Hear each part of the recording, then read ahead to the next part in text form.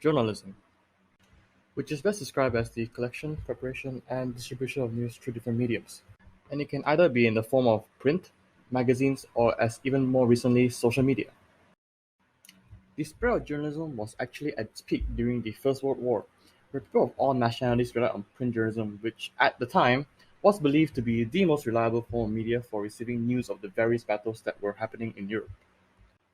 But however, with journalism being a big part of the mass communications industry, there are some recent issues that surround it which will be discussed in this video.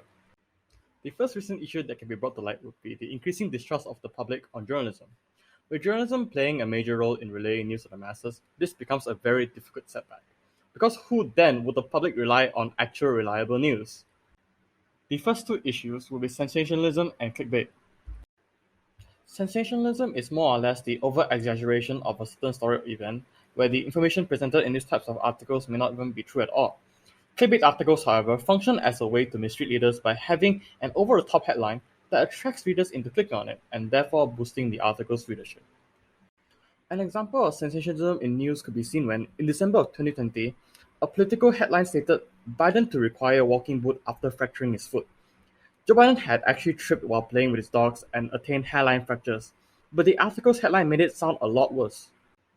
This is viewed by the audience as a shallow and insincere approach by the industry for the purposes of earning money without providing accurate content, which is what caused the increasing distrust for the journalism industry as well as journalists in general by the public.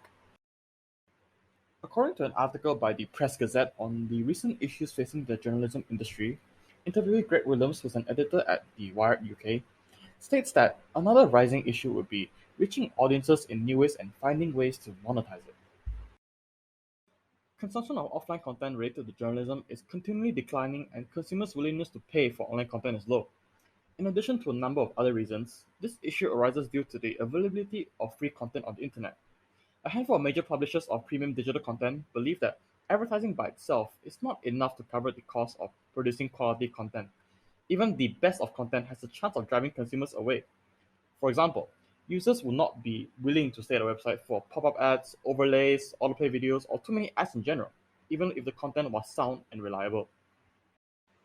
While various methods exist in order to curb such concerns, the mass audience expects most online content to be made free to view.